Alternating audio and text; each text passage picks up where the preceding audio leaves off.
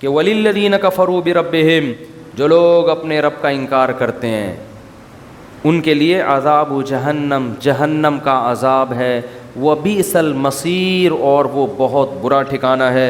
اِذَا أُلْقُوا فِيهَا، جب وہ آگ میں پھینکے جائیں گے، سَمِعُوا لَهَا شَهِيقًا، اس کی زوردار چنگھاڑ، جہنم کی آواز ہے خطرناک، وَهِيَ تَفُورُ، اور وہ ابل رہی ہوگی، تَكَادُ تَمَيَّزُ مِنَ الْغَيْظِ، ایسا جہنم کو غضب ہوگا نافرمانوں پر جو اللہ کے منکر تھے، جو اللہ اس کے رسولوں کا، کتابوں کا انکار کیا کرتے تھے، ایسا غضب ہوگا کیونکہ اللہ نے اتنے دلائل رکھ دیے۔ تَكَادُ تَمَيَّزُ، ایسا لگے گا جیسے غصے سے یہ جہنم پھٹ جائے گی، ایسا لگے گا جیسے بھٹی میں آپ دیکھتے ہیں نا جب لوہا ڈالا جاتا ہے تو ایسا لگتا ہے یہ بھٹی کس کی حالت، کس کنڈیشن میں ہے، غیظ و غضب میں۔ تو اللہ فرماتے ہیں جہنم کی ایسی کنڈیشن ہوگی، ایسا لگے گا جیسے یہ غصے میں پھٹ جائے گی غضب سے۔ فرمایا کلما القی فیہا فوج سألہم خزنتہا، جب بھی کوئی جماعت اس آگ میں ڈالی جائے گی تو جہنم کے جو داروغہ ہیں وہ ان سے پوچھیں گے الم یاتکم نذیر، کیا تمہیں اس آگ سے کسی نے ڈرایا نہیں تھا؟ قالوا، وہ جواب میں کہیں گے بلا، کیوں نہیں۔ وہ یاد آئے گا ان کو، ہم نے بہت سے کچھ سنا تھا، کبھی یوٹیوب پہ ایک ویڈیو آ گئی تھی اس میں تھا کہ بھئی جہنم کی آگ ہے، آیتیں پڑھی جا رہی تھی، کبھی تراویح میں ہمیں کہیں سے خبر مل گئی تھی، آیتیں پڑھی جا رہی تھی، کبھی یہاں، یعنی یہ خبریں تو دنیا میں پھیلتی ہیں نا۔ بعض کو پیغمبر نے براہ راست سمجھایا تھا تو کہیں گے بلا قد جاءنا نذیر، کیوں نہیں، نذیر ڈرانے والا آیا تھا۔ فکذبنا، ہم نے اس کا انکار کر دیا، وقلنا ما نزل اللہ من شیء، ہم نے کہا اللہ نے آسمان سے کچھ بھی نازل نہیں کیا، یہ مولویوں کی باتیں ہیں۔ وقالوا لو كنا نسمع، وہ کہنے لگے کاش ہم سن لیتے ان کی بات، او نعقل، یا عقل سے خود ہی کام لے لیتے۔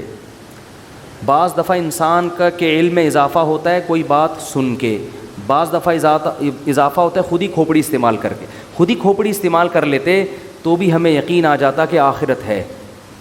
کیوں؟ دیکھو ایک ٹیکنیکل بات کرتا ہوں میں، اکثر یہ ایتھیس اور منکرین خدا یہ دعویٰ یہ کرتے ہیں کہ یار یہ خدا ایسا ظالم کیسے ہو سکتا ہے کہ لوگوں کو، نافرمانوں کو پکڑ میں آگ میں ڈال دے، یہ کیسے ہو سکتا ہے؟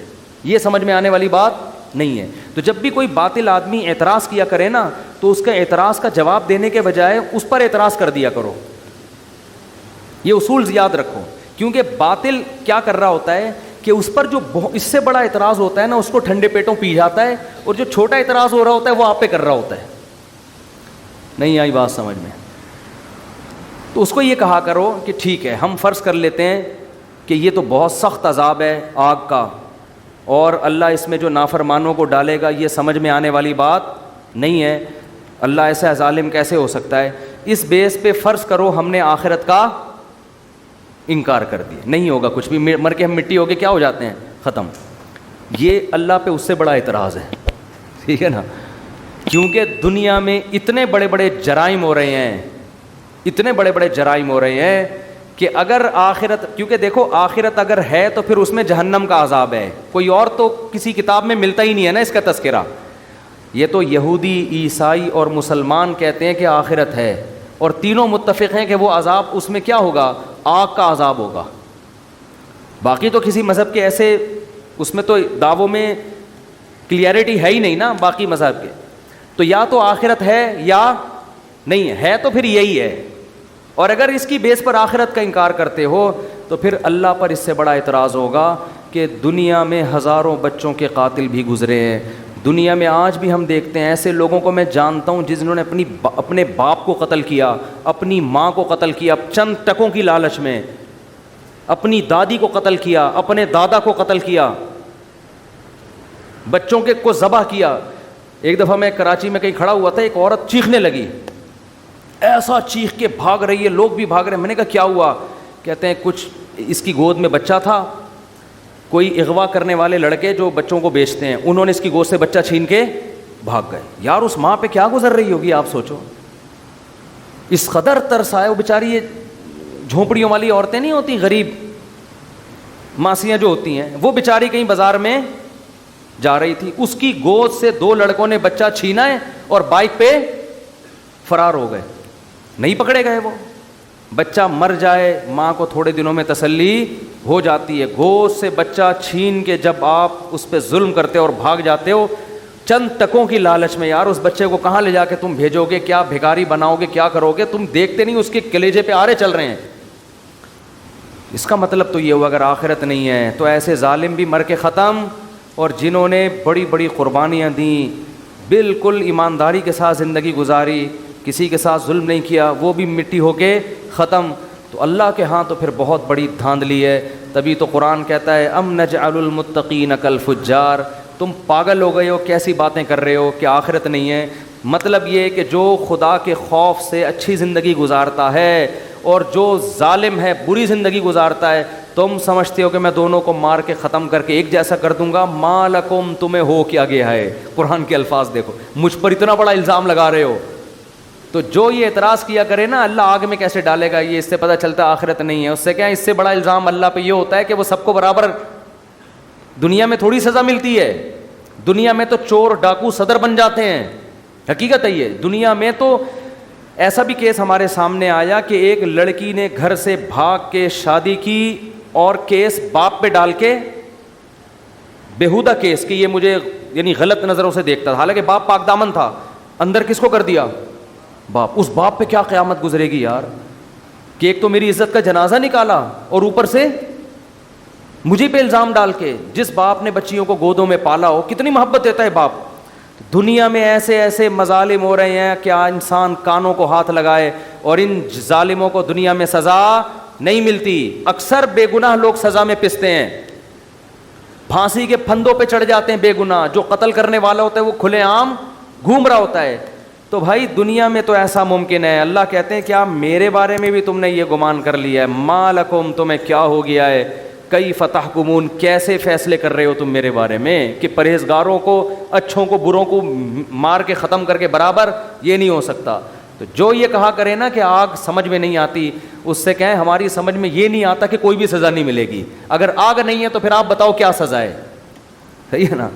تو اس سے پتہ چلتا ہے کہ اگرچہ ہماری سمجھ میں آگ کی سزا نہیں آتی, لیکن بھائی ہماری سوچ اور ہماری سمجھ وہ اس قابل نہیں ہے کہ ہم اللہ سے آگے نکلنے کی کوشش کریں. علماء کہتے ہیں جہنم اللہ کے غضب کا اظہار ہے. خدا کو نافرمانوں پہ جو غضب ہوگا نا, تو غضب کس کا ہے, اللہ کا. تو اللہ اپنے غضب کا اظہار اسی طرح کرے گا, کیونکہ وہ عام غضب نہیں ہے, وہ کس کا غضب ہے, اللہ کا غضب ہے. تو اس سے پناہ مانگنی چاہیے, اس پہ اعتراضات نہیں کرنے چاہیے, اس کا مذاق نہیں اڑانا چاہیے. اس سے عقل مند لوگ پناہ مانگتے ہیں کہ اللہ ہمیں ایسے کاموں سے بچا جس کی وجہ سے جہنم کی آگ حلال ہوتی ہے, اسے پناہ مانگو اس سے. تو قرآن کیا کہہ رہا ہے, تکاد تمیز من الغیظ, قریب ہے کہ وہ غیظ و غضب سے پھٹ پڑے. اور جب بھی ان کے پاس کوئی ان جو لشکر ڈالا جائے گا تو جہنم کے داروغہ پوچھیں گے کیا ڈرانے والا نہیں آئے گا, آیا. وہ کہتے ہیں کاش ہم سن لیتے یا عقل سے کام لیتے. عقل کا مطلب سمجھ میں آیا نا, کہ کیسے ہو سکتا ہے کہ اللہ کوئی سزا ہی نہ دے کسی کو. کاش ہم عقل سے کام لیتے. ما کننا فی اصحاب السعیر, تو آج اس بھڑکتی ہوئی آگ میں داخل نہ ہوتے. فاعترفوا بذنبہم, اللہ فرماتے ہیں دیکھو آج اپنے جرم کا انہوں نے اقرار کر لی. یہ دنیا میں کر لیتے تو فائدہ ہوتا. ان الذین یخشون ربہم بالغیب, لیکن فرمایا وہ لوگ جو اپنے رب کو بغیر دیکھے ڈرتے ہیں. ایتھیس کا سب سے بڑا اعتراض یہ ہوتا ہے کہ خدا نظر کیوں نہیں آتا, وہ آ کے بتاتا کیوں نہیں ہے کہ میں ہوں, وہ خاموش کیوں بیٹھا ہے. وہ خاموش نہیں بیٹھا, وہ خاموش بیٹھا ہوتا تو اتنی باتیں بولو نہ کر رہا ہوتا. وہ خاموش نہیں, ہاں نظر نہیں آئے گا وہ, کیونکہ نظر آتا تو اسے بتانے کی, باتیں کرنے کی ضرورت, بولتے کیوں نہیں, پھر ضرورت تھوڑی تھی. پھر نہ پیغمبروں کو بھیجنے کی ضرورت, پھر نہ کتابیں نازل کرنے کی ضرورت. اس کو کیا ضرورت تھی یہ سب چیزیں کرنے کی بھائی, کیونکہ جب وہ نظر آ جاتا تو حجت تمام ہو جاتی. آزمائش پھر سوچنے کا موقع تھوڑی ملتا. نظر نہ آنے کا فائدہ ہے, اللہ سوچنے کا موقع دے رہا ہے کہ جب سمجھ میں آ جائے توبہ کر لینا, توبہ قبول کر لوں گا. جب اللہ ایسی بڑی نشانی دکھاتا ہے تو پھر سوچنے کا موقع نہیں دیتا. دیکھو قوم سمود حضرت صالح علیہ السلام سے کہتی تھی کہ آپ بڑی نشانی دکھاؤ, معجزہ. وہ کہتے تھے دیکھو میں اللہ کا پیغمبر ہوں, یہ نشانی ہے, میری دعوت دیکھو, میں اس پہ تم سے کوئی پیسے نہیں مانگ رہا. تو بس اتنا کافی ہے, میری دعوت صحیح ہے, غلط بات نہیں کر رہا میں.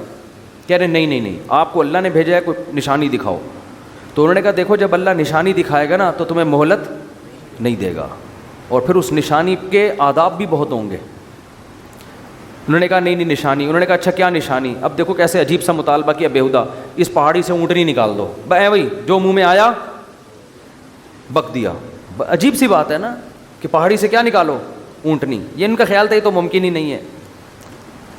پیغمبر نے اللہ سے کہا اللہ اس پہاڑی سے کیا نکال دے؟ بیہودہ اعتراض ہے, بیہودہ بات ہے, نکال دے. اللہ نے کہا ٹھیک ہے نکال دیتا ہوں میں, لیکن جب یہ اتنی بڑی نشانی دیکھیں گے نا پہاڑی سے اونٹنی بھی, تو پھر اس اونٹنی کے آداب بہت ہوں گے.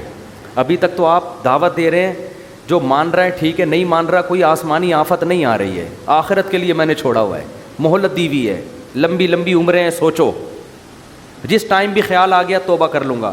لیکن جب یہ اونٹنی میں نکالوں گا تو پھر اس کے آداب ہوں گے. کیا؟ فَذَرُوهَا تَأْكُلْ فِي أَرْضِ اللَّهِ, جس دن یہ پانی پیے گی کسی دوسرے جانور کو پانی پینے کی اجازت نہیں. جب یہ گھاس کھائے گی اس کو چھیڑنے کی اجازت نہیں. اب صبر کرو گے, یہ اللہ کی اونٹنی ہے, تم نے خود اپنی آنکھوں سے دیکھی ہے. تو جب اللہ کی اونٹنی ہے تو پھر اس کے جو رہن سہن اور اس کے جو پروٹوکول ہوگا وہ بھی بڑا ہوگا, اس کا وہ چھوٹا موٹا پروٹوکول نہیں ہے. اب کیا ہے, وہ اونٹنی اتنا پانی پی لیتی تھی, ان کے لیے جانوروں کے لیے پانی نہیں بچتا تھا. بھائی انہوں نے کہا یار یہ ایک نئی ٹینشن. تو اللہ جب بڑی نشانی دکھاتا ہے نا تو پھر یہ چیزیں بھی ساتھ میں آتی ہیں, بڑی نشانی دکھاتا ہے. تو ان لوگوں نے, شرارتی لوگوں نے کیا کہا, بھائی اس اونٹنی کو قتل کرو, اس کی وجہ سے ہمارے جانور کا نقصان ہو رہا ہے. پیغمبر نے کہہ دیا کہ اس کو کچھ کہا نا تو پھر فوراً عذاب آئے گا. لیکن وہی شرارتی لوگ اکٹھے ہوئے, اونٹنی کو قتل کیا. تو اللہ نے پیغمبر کو وحی کی کہ ان کو بتا دیں کہ 3 ایام 3 دن بس انتظار کرو, کھاؤ پیو موج مستی, 3 دن کے بعد خدا تمہیں نہیں چھوڑے گا. اور حضرت صالح علیہ السلام سے کہا جو ایمان لانے والے لوگ ہیں ان کو لے کے نکل جائیں. 3 دن کے بعد گہرے بادل آئے. حضرت صالح نے کہا کہ عذاب آ رہا ہے. انہوں نے کہا عذاب نہیں ہے تو بارشیں ہوں گی. فرمایا نا نا نا نا, بل ہوا مستعجلتم بہ ریح فیہا عذاب علیم, یہ وہ عذاب ہے جس میں جلدی مچا رہے تھے. تدمر کل شیء بامر ربھا, قرآن کہتا ہے 7 دن 8 راتیں ایسی ہوا چلی ہے سر جس میں ایک آواز ہوتی ہے نا خطرناک, اور اس ہوا نے ان کو اٹھا کے ایسے, کیونکہ کھجور کے تنوں جیسے تو کمبختوں کے قد تھے, اور کہتے تھے من اشد منا قوہ, ہم سے زیادہ پاورفل کوئی بھی نہیں ہے, سب سے طاقتور ہم ہیں. تو اللہ کہتے ہیں ہوا سے مارا. علماء اس میں حکمت بیان کرتے ہیں, ہوا نے نا اٹھا کے پٹخائے ان کو. علماء کہتے ہیں کسی قوم پہ ایسا ہوا کا عذاب نہیں آیا, پانی سے غرق کیا فرعون کو, کسی قوم پہ پتھر برسے, یہ ہوا کیوں؟ اصل میں ہوا بہت ہلکی چیز ہے, اور ان کے دعوے تھے بہت بھاری ہونے کے. تو اللہ نے کہا میں سب سے ہلکی چیز سے تمہیں ماروں گا, میں سب سے ہلکی چیز سے تمہیں پٹخوں گا میں. تو سب سے ہلکی چیز ہوا ہے.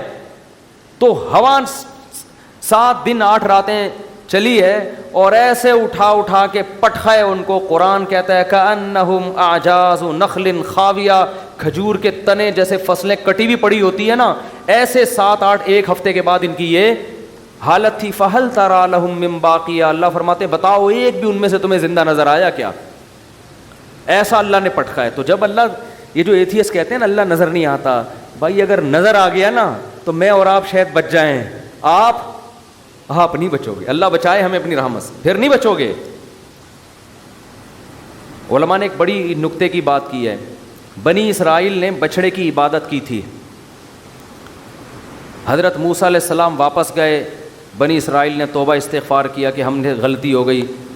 تو اللہ نے ان کی توبہ کو ایسے ہی قبول نہیں کیا. کہا ٹھیک ہے اصولی طور پر تو سزا ہونی چاہیے, لیکن جہنم میں جانا, لیکن جنہوں نے عبادت کی وہ قتل کیے جائیں گے ان کے ذریعے, جنہوں نے عبادت نہیں کی, جو نہیں کی وہ کرنے والوں کو قتل کریں گے تو تمہارا گناہ معاف. جبکہ اس امت کے لیے کیا اصول ہے, گناہ ہو گیا, چاہے بت پرستی کی, چاہے کچھ بھی ہوا, چپکے سے اللہ سے گڑ گڑا کے توبہ کرو, اللہ کیا کر دے گا؟ معاف. اللہ اس توبہ کے سچے ہونے کے ثبوت بولو نا نہیں مانگتا. بنی اسرائیل سے مانگا جا رہا ہے ثبوت کہ تم سچے دل سے کر رہے ہو, اگر کر رہے ہو تو اپنے آپ کو قتل کرواؤ پھر مانیں گے. جبکہ اس امت مسلمہ میں کیا ہے, بس اللہ کے سامنے گڑ گڑا لو, اللہ اس کے ثبوت نہیں مانگتا کہ تم اس توبہ میں کیا ہو, سچے. اگر تمہاری نیت, دل کے حال تو اللہ جانتا ہے, دل میں نیت ہے کہ آئندہ نہیں کروں گا, بس کافی ہے. کیوں علماء کہتے ہیں کہ اس امت پر جب قرآن نازل ہوا, بہت سے لوگوں نے نہ جبریل کو دیکھا نہ اللہ کو دیکھا, مگر وہ پیغمبر کی بات پر انہوں نے یقین کیا. حتیٰ کہ پیغمبر نے یہ کہا نا, میں مسجد اقصیٰ سے آسمانوں پہ گیا ہوں, صحابہ نے مان لیا کہ آپ کی زبان سے ہم نے جھوٹ کبھی نہیں سنا. غیب پر یقین. تو اللہ نے کہا تم جب مجھ پہ غیب پہ یقین کرتے ہو تو میں بھی تمہارے ساتھ توبہ میں وہی معاملہ کروں گا جو کیس پر ہوتا ہے, غیب پر. تم سے ثبوت بولو بھائی نہیں. بنی اسرائیل کم بختوں نے کیا کیا تھا, جب موسیٰ علیہ السلام کو تورات ملی ہے, بنی اسرائیل نے کہا ایسا یقین نہیں کریں گے جب تک اللہ کو اپنی آنکھوں سے دیکھ نہیں لیتے. اللہ نے کہا جب تک مجھے دیکھا نہیں تھا نا, یقین نہیں کر رہے تھے, تو میں بھی تمہاری توبہ کے سچے ہونے کے ثبوت جب تک دیکھ نہیں لوں گا اس وقت تک تمہاری توبہ قبول نہیں کروں گا. جیسے تم ہو ویسے ہی ہمارا بھی تمہارے ساتھ معاملہ ہے. تو جس کو اللہ جتنی بڑی نشانیاں دکھاتے ہیں اس کا معاملہ اتنا ہی کیا ہو جاتا ہے, مشکل. تبھی تو قرآن میں آتا ہے کہ جب سورج مغرب سے نکلے گا, حدیث میں آتا ہے, قرآن میں بھی اس کا تذکرہ اللہ نے کیا, اشارہ دیا, حدیث میں تفصیل ہے کہ ایک وقت ایسا آئے گا کہ اللہ سورج کو کہاں سے نکالیں گے, مغرب سے, اور وہ مغرب سے نکل کے جب زوال تک پہنچے گا تو دوبارہ مغرب میں ڈوب جائے گا.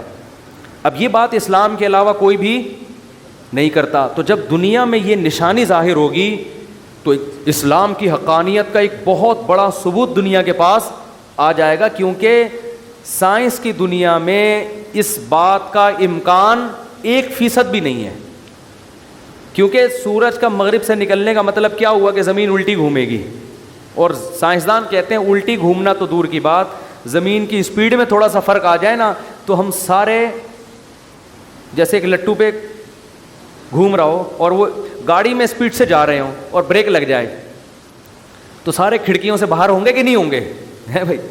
کار کی اتنی اسپیڈ نہیں ہے جتنی کس کی ہے, زمین کی. زمین اتنی اسپیڈ سے گھوم رہی ہے, یہ رک گئی تو ایسا نہیں ہوگا کہ ہم آرام سے یہاں بیٹھے رہیں. آپ سب اپنے سسرال پہنچ چکے ہوں گے اس میں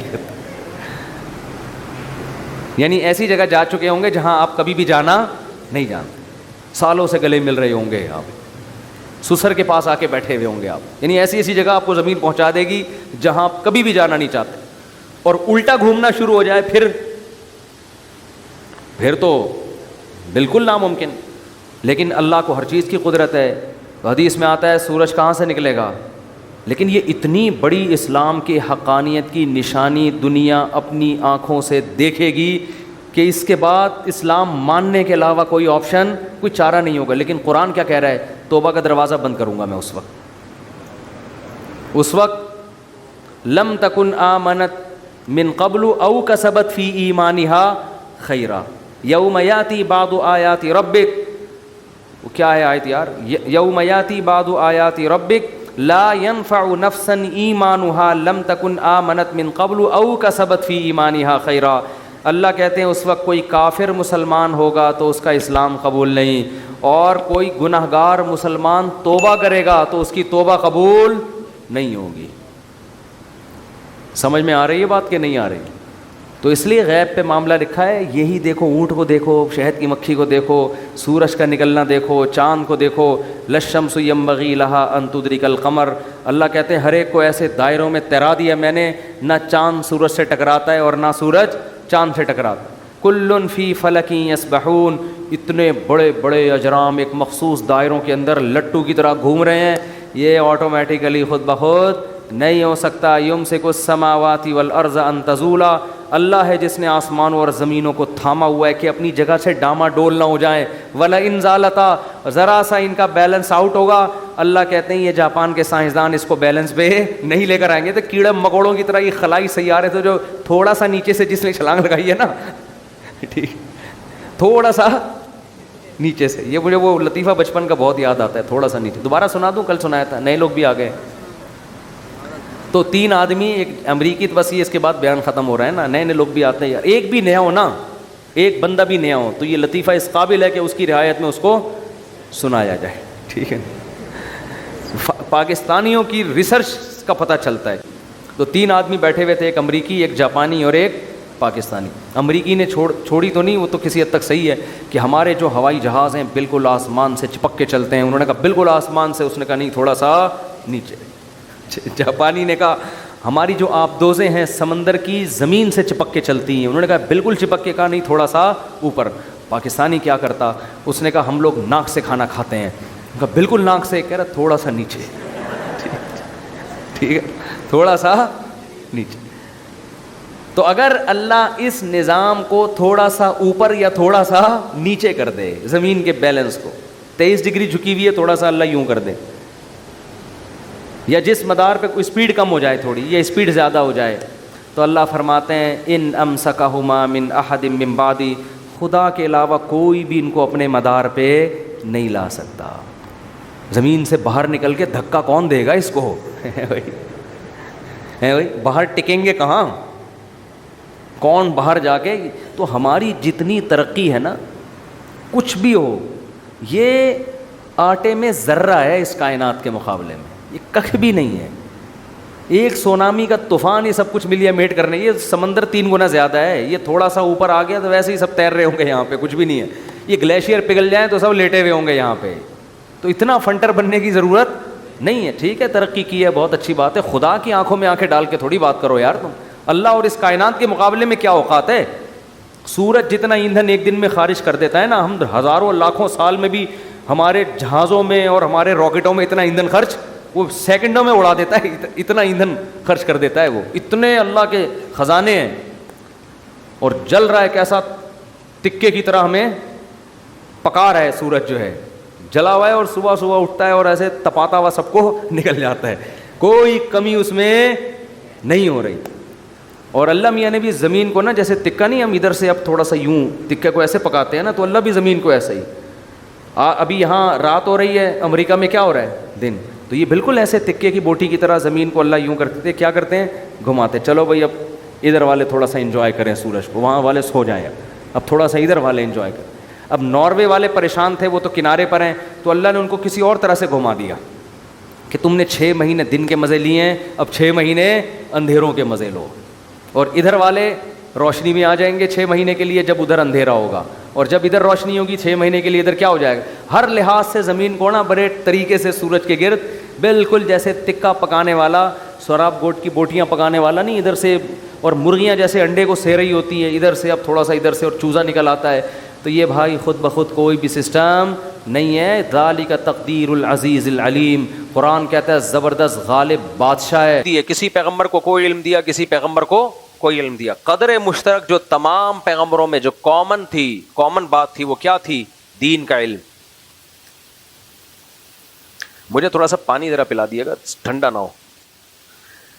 تو دین کا علم اللہ نے تمام پیغمبروں کو دیا ہے.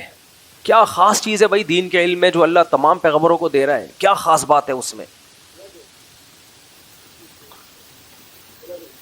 ٹھنڈا نہ ہو بھائی. تو کیا خاص چیز ہے اس علم میں؟ تمام پیغمبروں کو اللہ یہ علم دے رہا ہے, دین کا علم. پھر نبی صلی اللہ علیہ وسلم نے فرمایا, بسم اللہ,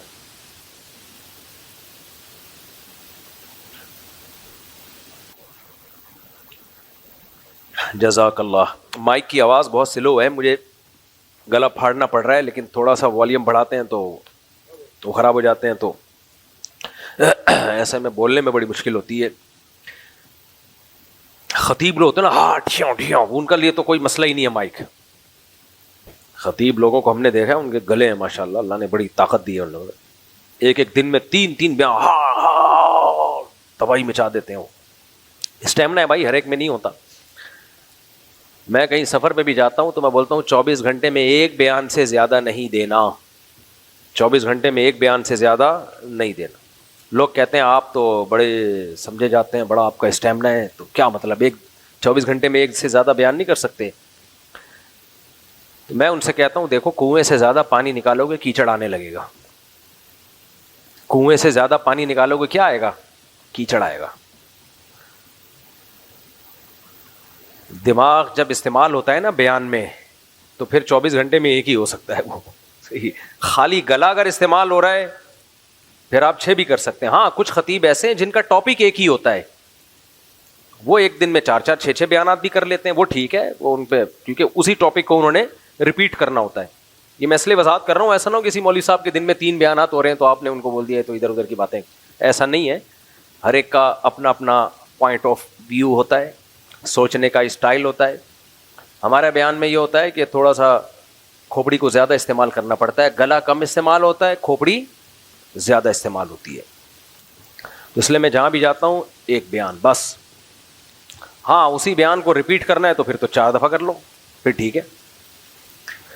لیکن بات یہ ہے کہ ریپیٹ بھی نہیں ہوتا ہم سے, تو جو فرسٹ ٹائم بات میں جو جان ہوتی ہے نا اسی کو ریپیٹ کریں گے تو وہ جذبہ نہیں رہتا, وہ جذبہ نہیں رہتا. اس کے لیے ضروری ہے رات کو سو کے دوبارہ اٹھیں, پراٹھا کھائیں. اور میں ساتھیوں سے کل کہہ رہا تھا کہ یار نبی صلی اللہ علیہ وسلم کی سنت ہے, جب بھی سفر سے واپس آتے تھے 2 رکعت مسجد میں پہلے پڑھا کرتے تھے. اور کراچی والوں نے ہماری عادت خراب کر دی, ہم جب بھی سفر سے واپس آتے ہیں پہلے چائے پینے جاتے ہیں کوئٹہ ہوٹل, ایئرپورٹ سے سیدھے. یہ میرا سفر تھا آذربائیجان, کل رات آیا ہوں میں. آذربائیجان سے 4-5 دن کا سفر تھا. آتے ہی ایئرپورٹ سے ہم سیدھا کہاں گئے ہیں, کوئٹہ ہوٹل چائے پینے. کیوں؟ 3-4 دن چائے کے نام پہ مذاق ملائے. دبئی ایئرپورٹ پہ میں نے اپنے دوست سے کہا یار اچھی سی چائے لے کر آؤ, وہ اچھی سی لے کر آئے. میں نے کہا اچھی سی نہ لاتا تو زیادہ اچھا تھا. خیر لوگ اتنی چیزیں بنا کے شارٹ کلپ چلا دیتے ہیں کہ لوگ کہتے ہیں مولوی صاحب یہ بتانے کے لیے ہمیں بیٹھے ہوئے کہ چائے کہاں کی پینی چاہیے. امریکہ سے ہم آئے, پچھلے مہینے آئے نا, امریکہ سے اترتے ایئرپورٹ پہ ہم کوئٹہ ہوٹل گئے ہیں. وہاں جا کے ہم نے کہا 15 دن ہو گئے تمیز کی چائے ملے ہوئے. اب دیکھو 4-5 دن سے نا چائے چائے چائے نہیں مل رہی تھی. چائے جدھر انڈا موڑ پہ کوئٹہ ہوٹل سے چائے پی ہے, میں نے لڑکوں سے کہا, میں نے کہا اٹ از کالڈ چائے. پتہ نہیں یہ کوئٹہ ہوٹل والا ذائقہ آتا ہی نہیں ہے کسی ہوٹل میں, جو مرضی کر لو بھائی. وہ اللہ نے کوئٹہ کے پٹھانوں کے ہاتھ میں ہی کچھ بلٹن ہے یہ کمپنی کی طرف سے کہ یہ بنائے گا تو اب کیا ڈال رہے ہیں, اللہ خیر کرے. لیکن بہرحال ٹیسٹ جب ہی آتا ہے. یہ نہ پنجاب میں ملتی ہے نہ پشاور میں ملتی ہے, یہ صرف کوئٹہ اور کراچی میں ملے گی آپ کو یہ چائے. خیر تو میں یہ عرض کر رہا تھا کہ دیکھو اللہ تعالیٰ نے انسان کو فضیلت دی, دو قسمیں کی ہیں اللہ تعالیٰ نے انسانوں کی. دماغ جن کے پاس زیادہ ہو, علم جن کے پاس زیادہ ہو. اور علم سے میری مراد کیا ہے, سائنس اور ٹیکنالوجی کا علم نہیں, وہ بھی ضروری ہے, بہت زیادہ ضروری ہے. اس زمانے میں تو بہت سے بھی زیادہ ضروری ہے. اور اگر آپ کے پاس صرف مذہب کی تعلیم ہے, آپ کے پاس اس زمانے میں سائنس اور ٹیکنالوجی کا علم نہیں ہے, تو آپ دنیا میں راج نہیں کر سکتے. آپ مذہب کو بھی نقصان پہنچاؤ گے, کیونکہ دنیا میں ترقی کے لیے وہی اصول ہیں جو اللہ نے دنیا کے لیے رکھے ہیں, جو فطرت کے تقاضے رکھے ہیں. اس سے لڑو گے تو ہار جاؤ گے, چاہے کتنے بڑے نیک آدمی ہو. میں بار بار ایک مثال دیتا ہوں نا, آپ بہت زیادہ تہجد گزار ہو اور سجدے کر کر کے آپ کے ماتھے پہ محراب بن گیا ہے. بعض لوگوں, ہم نے بھی بہت الحمدللہ سجدے کیے, پتہ نہیں محراب نہیں بنتا. کچھ لوگ 4 دن نماز پڑھتے ہیں اتنا بڑا محراب بن جاتا ہے. ہم بھی بھائی اتنے ہی سجدے کرتے ہیں جتنے محراب والے کر رہے ہیں. لیکن بہرحال بعض لوگ 4 دن کریں گے اور اتنا ماشاءاللہ اللہ نے شاید ان کو نوازا ہو, واللہ والا بنتا بھی ہے. ریڈی کمپنی ہے اس کی, کوئی کمپنی کا نام بتا. خیر تو بہرحال یہ سجدوں کے نشانات حدیث میں آتا ہے قیامت کے دن اور روشن ہوں گے. خیر تو آپ بہت تہجد گزار ہو, للہ فی اللہ روتے رہتے ہو. ایک دن بجلی کی تار, برہنہ تار کو آپ نے ہاتھ لگا لیا, وہ تار آپ کو چھوڑے گی یا گلے ملے گی آپ سے؟ بولو, گلے ملے. آپ کے گھر میں ایک برہنہ تار تھی بجلی کی, آپ نے یہ کہہ کے اس کو چھوڑ دیا کہ میں اسباب کی دنیا میں اتنا زیادہ نہیں کہ میں اتنی احتیاطیں کروں کہ کون سی تار باہر نکلی ہوئی ہے, کون سی دیواروں کے اندر جا رہی ہے, یا میں آگ لگنے کے لیے کوئی پہلے سے انتظام کر لوں وغیرہ وغیرہ. آپ نے کہا چونکہ ہمارا تعلق مع اللہ, ایک تو یہ عین بہت گاڑھا نکالتے ہیں, جو بھی تعلق مع اللہ اتنا عین نکالتے ہیں کہ بھائی جب اردو بول رہے ہو تو اردو اسٹائل میں بولا کرو اللہ کے بندو, عربی جب عربی میں بولو. پھر ایک صاحب کہنے لگے 100%. میں نے کہا 100% بھی کافی ہے, 100% کو 100% کہنے کی ضرورت بہت بھی نکالیں گے. بھائی اردو کو اردو میں بولو یار, ہر زبان کا اپنا ایک لب و لہجہ ہوتا ہے. اردو بھی تو پریشان ہے نا, آدھی انگلش آ رہی ہے اردو میں, کچھ عربی آ رہی ہے, کچھ فارسی آ رہی ہے, کچھ تو اردو خود بوکھلا گئی ہے کہ میں ہوں کیا. تو پنجاب والے اپنے اسٹائل میں بولتے ہیں, پشتو والے اپنے اسٹائل میں بولتے ہیں. ایک ہمارے دوست ہیں, پٹھان دوست ہیں, بڑے میرے لیے قابل احترام ہیں, ان کو پتا ہے کہ وہ ناراض نہیں ہوں گے. مجھے کہتے ہیں کمیونیکیشن گیپ ہے, کمیونیکیشن گیپ. اب وہ انگلش کس میں بول رہے ہیں, پشتو میں, کمیونیکیشن. پہلے تو میں سمجھا نہیں کون سا گیپ ہے یہ. تو وہ بہت بالکل ایسے دانتوں کو پیس کے نا, جیسے پشتو بولتے ہیں ویسے انگلش. اردو والے بھی انگلش کو بگاڑ دیتے ہیں. جن اردو اسپیکنگ نے قاری صاحب سے قرآن پڑھا ہوا ہے نا, قاف حلق سے نکالا ہے, وہ ڈی بھی قلقلہ کر کے نکالتے ہیں. ان کو پتا ہے کہ قاف میں قلقلہ ہے نا, جیسے خلق, قاریوں نے پڑھا ہوتا ہے نا, خلق کو کیسے پڑھا جائے, خلق, تو وہ اینڈ کو پڑھتے ہیں اینڈ, ڈ نکالتے ہیں, اینڈ واٹ, پورا قلقلے نکال رہے ہوتے ہیں. تو ان سے ہم کہتے ہیں کہ بھائی نورانی قاعدے کو عربی کے لیے استعمال کرو, انگلش کے لیے اپنے اصول اور ضابطے ہیں. لیکن یہ نیچرل ہے, اردو اسپیکنگ پوری انگلش کبھی بھی صحیح نہیں بول سکتا, یہ نیچرل ہے, اس میں کوئی اتنا آر کی بات نہیں ہے. گوروں میں ایک اچھی بات یہ ہے کہ آپ جب ان سے انگلش میں بات کرتے ہیں تو ان کو پتا ہوتا ہے کہ آپ کا ایکسنٹ ان کے حساب سے نہیں, لیکن وہ مذاق نہیں اڑاتے. ہمارے یہاں جب کوئی پنجاب والا جس کو اردو نہ آتی ہو وہ اردو غلط بولے گا تو اردو اسپیکنگ مذاق اڑاتے ہیں اس کا. یہ بالکل غلط ہے, یہ 100% غلط ہے. آپ پنجابی بولو تو آپ بھی تو غلط بولو گے. میں بول رہا ہوتا ہوں نا پنجابی, تو پنجاب والے کہتے ہیں آپ نہ بولا کرو, خدا کے لیے بگاڑ دیتے ہو آپ. جب کوئی آپ کی زبان بول رہا ہے, اگر غلط بھی بول رہا ہے تو اس کو اپریشیٹ کرنا چاہیے. ویل ڈن, زندہ باد, چلو تم نے ہمیں عزت دی, ہماری زبان میں بات کی ہے. تو انگریز لوگ اس کا اہتمام کرتے ہیں, ہمارے لوگ نہیں کر رہے ہوتے, مذاق اڑا رہے ہوتے ہیں دوسرے کی زبانوں کا. خیر, تو میں یس کر رہا تھا میرے بھائی کہ اللہ تعالیٰ نے ہمیں دو قسمیں کی ہیں انسانوں کی, ایک دماغ جن کا ذہین ہو اور دوسرا علم ان کا کامل ہو. اور علم سے کیا مراد ہے, ہر جگہ قرآن میں علم سے دین کا علم مراد نہیں ہوتا, خوب سمجھ لیں. بعض دفعہ مادی علم کو بھی قرآن نے علم کہا ہے, اس کی بھی قرآن میں مثالیں ملتی ہیں. تو علم کے لحاظ سے تو دنیا کا علم ہو یا دین کا علم ہو, دونوں ضروری ہیں, دونوں فائدے مند ہیں.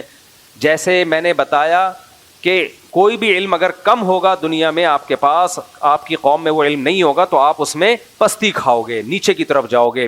تو اسلام کو دنیا میں غالب کرنے کے لیے صرف دین کا علم کافی نہیں ہے. دنیا کے اصولوں پہ چلتی ہے. دنیا میں دنیا کی, دیکھو عیسیٰ علیہ السلام قرب قیامت میں نازل ہوں گے, اللہ کرے غامدی صاحب اس وقت تک زندہ رہیں تاکہ اپنی آنکھوں سے دیکھ لیں. بخاری اور مسلم کی حدیث کا غامدی صاحب نے انکار کر دیا نا, اتنی واضح حدیث ہے کہ لَيُوشِكَنَّ أَن يَنزِلَ فِيكُمُ ابْنُ مَرْيَم, ضرور بھی ضرور تم پر عیسیٰ ابن مریم نازل ہوں گے. تو جناب غامدی صاحب اگر یہ مطلب حدیث, یہی حدیث تو ہے بخاری مسلم کی, اور بھی حدیث کی کتابوں میں ہے یہ, اگر نبی پر کسی نے یہ ان حدیثوں میں جھوٹ باندھا ہے معاذ اللہ, تو اس کا مطلب یہ امت بہت بڑی کذاب تھی, کیونکہ اس حدیث کو ایک راوی نے بیان نہیں کیا, متعدد راوی ہیں, وہ سارے جھوٹے تھے معاذ اللہ. پھر تو امت پہ اعتماد ختم. پھر تو کیا بھروسہ یہ کتاب جو ہمیں قرآن ملی ہے امت نے اس میں تحریف نہ کر دی ہو. آپ کہہ سکتے ہیں قرآن کی حفاظت کا تو اللہ نے وعدہ کیا ہے, اس کا جواب یہ کہ یہ بھی تو اسی قرآن میں لکھا ہوا ہے جو ہمیں اس امت نے دیا ہے. عقلی طور پر امکان ہے خود ہی لکھ کے ہمیں دے دیا ہو, لیکن ہم کہتے ہیں یہ نہیں ہو سکتا, کیونکہ تواتر کے ساتھ جب کوئی چیز چلی آ رہی ہوتی ہے اس میں غلطی کا امکان نہیں ہوتا. تو حضرت عیسیٰ علیہ الصلوۃ والسلام جب نازل ہوں گے نا قرب قیامت میں, اچھا جب نازل ہوں گے تو اس وقت ہی نازل ہوں گے. کائنڈلی ابھی آپ کوئی ایسا کام نہ کریں. لوگ کیا امام مہدی کے انتظار میں آذربائیجان ہو کے آیا ہوں نا, وہاں ایک انقلاب آیا تھا رشیا, سوویت یونین کے انقلاب سے پہلے کوئی لیڈر گزرا ہے جس نے بہت لوگوں کو قتل کیا, اور آذربائیجان میں جو اسلامی حکومت تھی اس کو ختم کر دیا تھا اس نے. یعنی اہل سنت کی حکومت تھی, سنیوں کی. تو ختم کیا کس دلیل پہ کہ میں امام مہدی ہوں, حدیثوں میں جس مہدی کا تذکرہ ہے وہ میں ہوں, اور ایسی کی تیسی کر دی پوری اسٹیٹ کی, ریاست کی. اس کے بعد سوویت انقلاب آیا تو انہوں نے ان کی بھی ایسی کی تیسی کر دی. تو آج کل ایسی کی تیسی ہی چل رہی ہے مارکیٹ میں. کوئی امام مہدی کے نام پہ کھڑا ہو جاتا ہے, کوئی کہتا ہے امام مہدی چونکہ ابھی خراسان سے نکلنے والے ہیں تو میں ذرا خراسان کی طرف ہو کے جا رہا ہوں, کوئی کہتا ہے دجال کا ابھی ظہور ہونے والا ہے تو میں اس طرف جا رہا ہوں. بھائی جو خوب اچھی طرح سمجھو, بار بار یہ مسئلہ میں بیان کر چکا ہوں, دیکھو ڈاکٹر اسرار رحمۃ اللہ علیہ کی جو پیش گوئیاں ہیں، کل کسی نے مجھے بھیجا کہ ڈاکٹر اسرار نے تو پہلے کہا تھا افغانستان پاکستان پہ حملہ کرے گا، مجھے ویڈیو بنا کے بھیجی، میں نے کہا وہ ہمارے لیے قابل احترام ہے، لیکن ڈاکٹر اسرار نے حامد کرزئی کے بارے میں کہا تھا، آگے پورے کلپ میں حامد کرزئی کا نام بھی ہے، وہ کسی نے کٹ کر کے آدھا چلا دیا. میں نے کہا دیکھو ڈاکٹر اسرار بھی نہ عالم الغیب تھے، انہوں نے کہا شاہ ولی اللہ نے بھی کہا تھا، میں نے کہا نہ شاہ ولی اللہ عالم الغیب تھے. یہ پیش گوئیاں ایک اندازہ ہوتی ہیں، صحیح بھی ہو سکتی ہیں غلط بھی ہو سکتی ہیں، ان پر ایسے ایمان مت لے کے آؤ جیسے ہم قرآن و سنت پہ ایمان لاتے ہیں. میں بھی ایک اندازے سے بات کر سکتا ہوں کہ یہ ہو جائے گا یہ ہو جائے گا، لیکن وہ نہیں ہوتا، بعض دفعہ ہو بھی جاتا ہے، بعض دفعہ نہیں بھی ہوتا. تو بعض باتیں ڈاکٹر اسرار نے کی تھی وہ نہیں ہوئی پوری، وہ انہوں نے کی تھی لیکن نہیں ہوئی پوری، بعض کی ہیں جو ہو گئی پوری. تو انسان کو انسان رہنے دو، اس کو پیغمبر بنا کے بزرگ ایسا بزرگ بنا کے کہ وہ پیش گوئیاں کر رہے ہوتی چلی آ رہی ہیں، یہ مت کرو یہ کام. لوگ کہتے ہیں وہ تو حدیثوں سے پیش گوئیاں کر رہے ہیں، حدیث سے پیش گوئی ممکن ہی نہیں ہے، کیونکہ حدیثوں میں کسی چیز کا ٹائم مینشن نہیں کیا گیا ہے. اور یہ میں اپنی طرف سے نہیں کہہ رہا، یہ پہلے لکھ چکے ہیں علماء اور محدثین، چونکہ تاریخ میں دیکھا ہے علماء محدثین نے کہ حدیثوں سے لوگ تانے بانے ملا کے ایک پریڈکشن کرتے ہیں، ایک پیش گوئی کرتے ہیں، اور پھر اس کے حساب سے ماحول بنانا شروع کر دیتے ہیں، حالانکہ حدیث میں اس کا وہ ٹائم مینشن نہیں ہوتا. اور پھر یا تو اس کے نام پہ کوئی فساد پھیلا دیتے ہیں، یا پھر سادہ لوگ جب دیکھتے ہیں کہ یہ ہونے والا تھا لیکن ہوا نہیں تو ان کا حدیثوں سے ایمان اڑ جاتا ہے. تو اس لیے یہ جو بھی اس طرح کے اسکالرز گزرے ہیں یہ ہیں اسکالرز ہی، ان کی بات کو پتھر پہ لکیر سمجھ لینا. اس کی مثال ایسے جیسے ڈاکٹر اسرار نے پیش گوئی کی تھی کہ گریٹسٹ اسرائیل بنے گا، جو پورا مکہ مدینہ اور یہ سب چیزیں یہ سب اسرائیل میں داخل ہو جائیں گے. ان کی نیت پہ ہمیں کوئی شبہ نہیں ہے، انہوں نے اچھی نیت سے ہی کہا، لیکن یہ بات غلط ہے. اگر آپ نے مان لیا نا کہ گریٹسٹ اسرائیل بنے گا تو یہ امید کی بات ہے یا مایوسی کی بات ہے؟ مایوس. اس کا مطلب پھر وہ چھوڑ دیں، جو وہاں مزاحمت کر رہے ہیں وہ چھوڑ دیں مزاحمت. جب بنے گا تو کیا ضرورت ہے کرنے کی پھر؟ تو ڈاکٹر اسرار صاحب کی نیت اپنی جگہ، لیکن انشاءاللہ نہیں بنے گا، کسی کا باپ بھی نہیں بننے دے گا ان کو. یہ اسٹائل ہونا چاہیے. کیسے بنے گا بھائی؟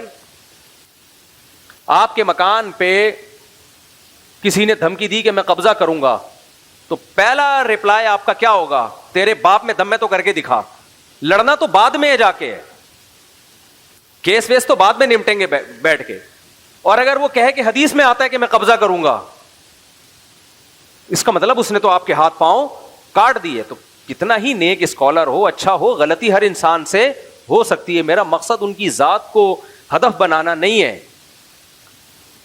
میرا مقصد صرف اور صرف یہ بتانا ہے کہ حدیثوں میں کسی چیز کو مینشن نہیں کیا گیا ٹائم کو. اس لیے علماء پہلے یہ سب حدیثوں کو ایکسپلین کر چکے ہیں کہ حدیثوں میں دو طرح کی حدیثیں ملتی ہیں ہمیں.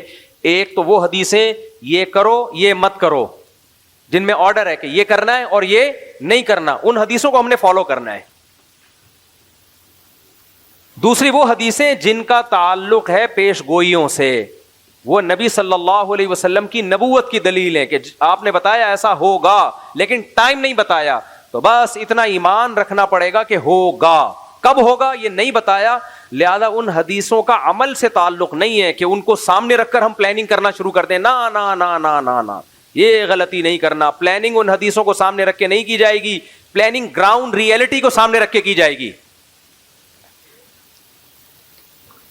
پلاننگ جو کی جائے گی گراؤنڈ ریئلٹی، آج کی زمینی حقیقت کیا کہہ رہی ہے، اسباب کیا کہہ رہے ہیں کہ کیا کرنے سے کیا رزلٹ نکلتا ہے اسباب کی دنیا میں. اسباب کی دنیا میں کیا کیا جائے تو کیا رزلٹ نکلے گا، تو ان اسباب کو سامنے رکھ کے فیصلہ کرنا ہے. کیوں؟ نبی کی یہ سنت ہے کہ ہمیشہ فیصلہ کس کو سامنے رکھ کے کیا جائے گا؟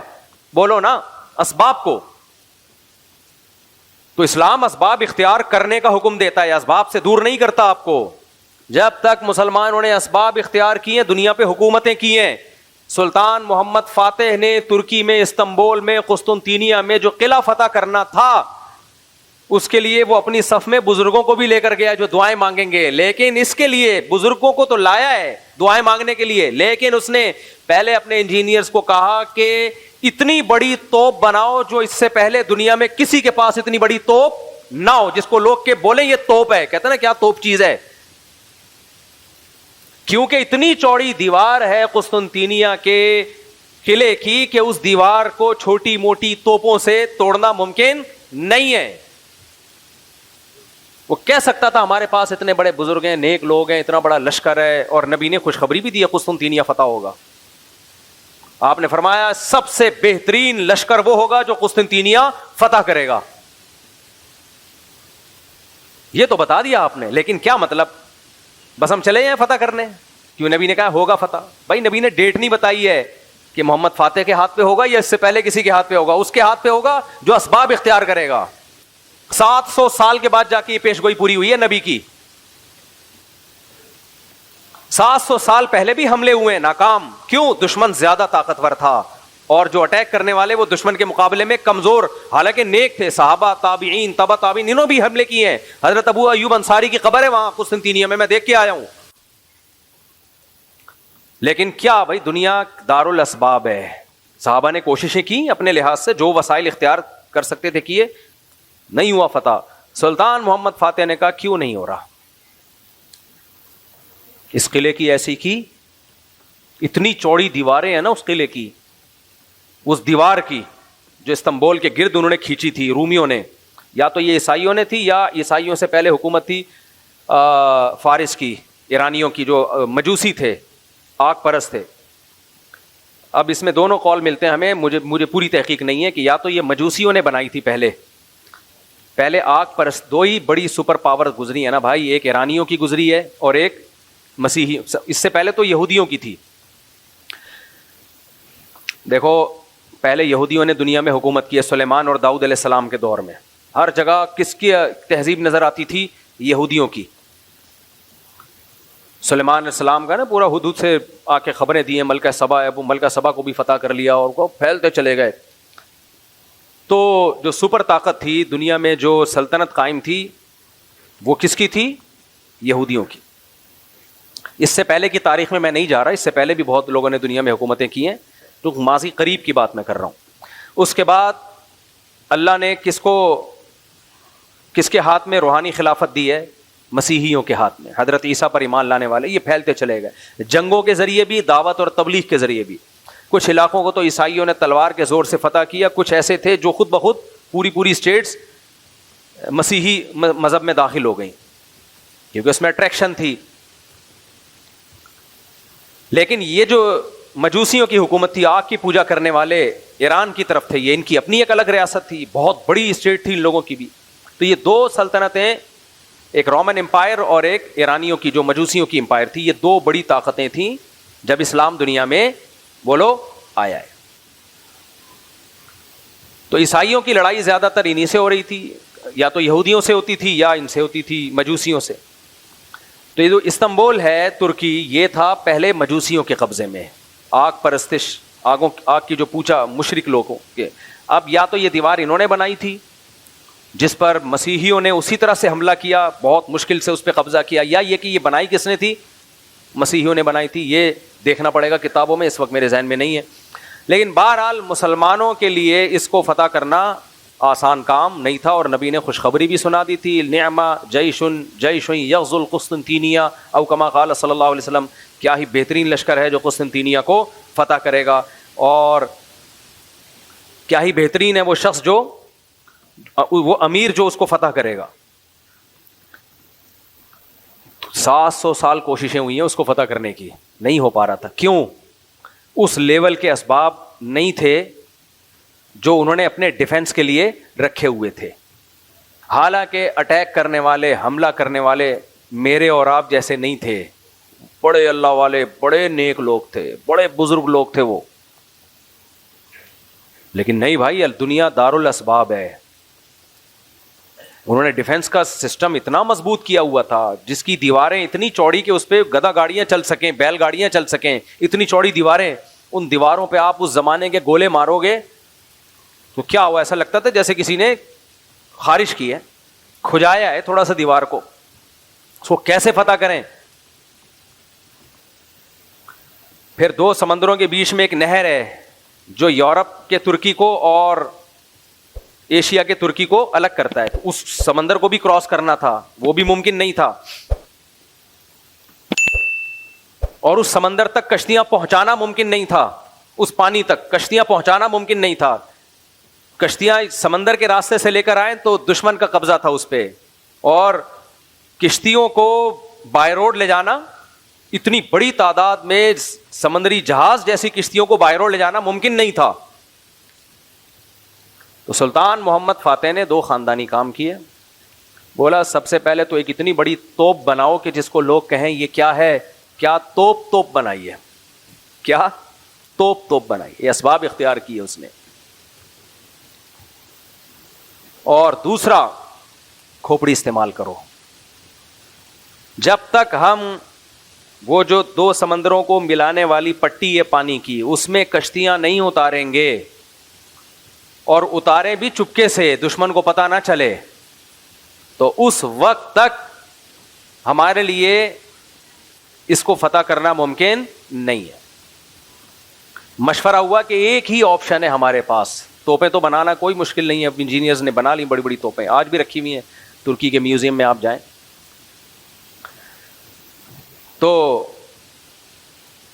سب سے بڑا مسئلہ یہ ہے کہ خشکی کو پار کر کے پانی میں کشتیاں کیسے اتاری جائیں, جہاں مجاہدین کو بٹھا کے شہر کے اندر بھیجا جائے تاکہ وہ پیچھے سے بھی اٹیک کریں. 2 بڑے چیلنج تھے. نمبر 1 کشتیاں وہاں تک پہنچانا, نمبر 2 چپکے سے پہنچانا, کیونکہ دشمن دیکھ لے گا, وہ مارے گا. میں اور آپ ہوتے ہم کہتے لا الہ الا انت سبحانک انی کنت من الظالمین, 10 لاکھ دفعہ اس کا ورد ہوگا. ہاں آؤ بیٹھو سارے, یا اللہ فتح کرا دے, یا اللہ ہم تیرے گناہگار بندے ہیں, اور ابھی تک گناہگار ہی ہیں کیونکہ اسباب اختیار کر نہیں رہے. پھر ہم جاتے, شف سرکار بھی ہمارے پاس ہوتا, ہم کہتے ادھر منہ کر کے جتنی تیرے پاس پھونکے آج ساری نکال دے یار. گورنمنٹ سے کہتے پھونک کے اسپیشل سلنڈر لے کر آؤ اور شف سرکار کے لگا دو تاکہ ہوا اندر جائے اور سرکار کے زمانے مبارک سے باہر نکلتی رہے ہوائیں. وظیفے کا خدا نہ خواستہ میں مذاق نہیں اڑا رہا. لا الہ الا انت سبحانک انی کنت من الظالمین, یہ بہت کارآمد دعا ہے. اس دعا کی برکت سے یونس علیہ السلام مچھلی کے پیٹ سے نکلے ہیں. مصیبتوں میں یہ دعائیں مانگنی چاہیے, یہ وظیفہ پڑھ سکتے ہیں, پڑھنا چاہیے, لیکن پہلے کام تو پورا کرو بھائی. پیناڈول رکھی ہوئی ہے, بخار میں یوں یوں جھوم رہا ہے, ابے یہ 2 گولی کھاتے ہوئے تجھے تکلیف ہو رہی ہے, موت آ رہی ہے, کھا لے, پھر فاتحہ پڑھ کے پھونک بھی لگا دینا. وہ کھا نہیں رہی ہے, اور سارا زور کس پہ ہے؟ پھونکوں پہ ہے. تو مسلمان کا سارا زور اس وقت پتہ ہے کس پر ہے؟ اسباب کی نفی پر.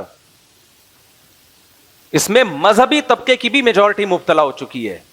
ہمارے فرمایا کرتے تھے, یہ مفتی رشید احمد صاحب رحمہ اللہ کی جان کو جب خطرہ ہوا تو گارڈ رکھے حضرت نے, بڑے زبردست گارڈ رکھے تھے حضرت نے نا.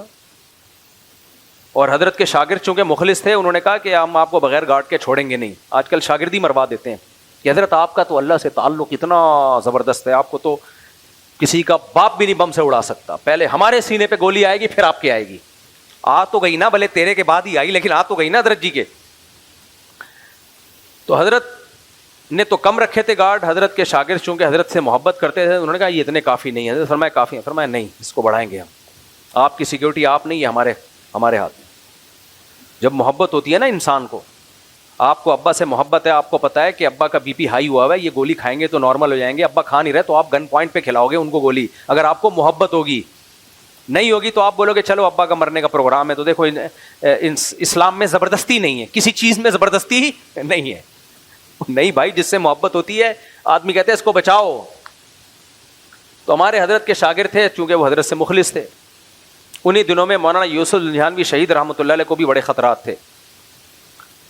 تو وہ بیچارے کہیں بغیر گارڈ کے نکلے. کسی نے کنپٹی پہ, اتنے بڑے عالم, اتنے بڑے بزرگ, کیسا روحانی نورانی چہرہ, ایسے پرہیزگار. ہم نے ان سے جب بھی ملاقات کی ہے, کہتے ہیں نا کچھ لوگ نیک لوگ ہوتے ہیں جن کو دیکھ کے اللہ یاد آ جائے, وہ ان لوگوں میں سے تھے. اور علم کا سمندر کیسے آرام سے بیچارے کہیں باہر نکلے, کسی آرام سے کسی نے گولی ماری اور نکل لیا. ہمارے حضرت کو اتنا غصہ آیا, حضرت نے فرمایا کہ ان کا قتل ان کے مریدوں کے ذمے ہے. حضرت تو جوش میں آ کے نا دیکھتے نہیں تھے, اتنا وہ شکر ہے اس وقت میڈیا نہیں تھا. فرمایا ان کے قاتل ان کے مرید ہیں. اتنا غصہ, وہ مریدوں نے قتل نہیں کیا تھا بیچارے. مطلب حضرت کا یہ تھا کہ جب ملک کی حالات بھی آپ کو معلوم ہے تو آپ نے زبردستی سیکیورٹی کیوں نہیں دی ان کو؟ اگر وہ نہیں بھی لے رہے تو آپ کو اگر ان سے محبت تھی تو آپ نے زبردستی ان کی سیکیورٹی دینی چاہیے تھی. تو ہمارے یہاں بجائے سیکیورٹی دینے کے یا سیکیورٹی کے ساتھ تعاون کرنے کے الٹا یہ اعتراض کہ ان پہ کو اللہ پہ توکل نہیں ہے, یہ گارڈ لے کے گھومتے ہیں. تو اس موقع پہ ہمارے حضرت نے فرمایا کہ جو ان کے مریدین ہیں نا ان سے بولو اپنی دکانوں پہ تالے ڈالنا چھوڑ دو, رات کو دکانیں بغیر تالے کے چھوڑ کے چلے جایا کرو, آیت الکرسی پڑھا کرو اور پھونک مار کے جایا کرو اس پہ, ٹھیک ہے نا, تالا والا نہ لگاؤ. کہ اپنی دکانوں پہ جس میں انسان نہیں ہے, پیسہ پڑا ہوا ہے, پیسہ بھی کیا ہوگا, کچھ بسکٹ کے ڈبے رکھے ہوئے ہوں گے, کچھ شیمپو کی بوتلیں رکھی ہوئی ہوں گی, اس پر اتنے موٹے موٹے تالے ڈالتے ہیں. اور جو انسان ہے, جو ان کے پیر و مرشد ہیں, ان کی حفاظت کا کوئی ان لوگوں نے انتظام نہیں کیا. میں جانتا ہوں ان کے مرید بیچارے مخلص تھے, لیکن ٹرینڈ یہی چل رہا ہے نا آج کل کے دینداروں میں, ٹرینڈ یہ چل رہا ہے کہ حفاظت کی بالکل کوئی فکر کوئی پرواہ نہیں ہے. ہماری مسجد میں جب سیکیورٹی کے مسائل کھڑے ہوئے نا تو کچھ لوگوں نے اعتراض کیا, یہ کیا, ادھر سے بھی تلاشی ادھر سے بھی تلاشی. مجھے بہت زیادہ تنگ کرنا شروع کیا. مرغی پہ مسائل کھڑے ہوئے نا, یہ مرغیاں مفتی صاحب نے, میں نے ہٹا دی. میں نے کہا ایسی کی تیسی چھوڑو یار, جو چیزیں لوگوں میں بدگمانی کا ذریعہ بنی ہٹاؤ ساری مرغیاں. حالانکہ کم سے کم بھی 2 سے 2.5 لاکھ روپے کا سیٹ اپ بنایا تھا میں نے, وہ سارے ضائع ہو گئے میرے. میں نے کہا ہٹا دو, کوئی مسئلہ نہیں. سیکورٹی پہ بھی یہ کہ وہاں سے آ رہے ہیں تلاشی, وہاں سے یہ کیا ہے, کوئی GHQ ہے یا کیا ہے, یہ کوئی بم لے کے آ رہے ہیں. میں نے ساتھیوں سے بولا کوئی کمپرومائز نہیں کرنا ہے, کسی بے وقوف اور احمق کی بات میں سے ذرا بھی متاثر نہیں ہونا. میں نے کہا اس کو ڈبل کرنا ہے, کم نہیں کرنا, سمجھ رہے ہو, جتنے سارے نمازی خلاف ہو جائے نا ایسی کی تیسی. میں نے کہا جاؤ بھاڑ میں.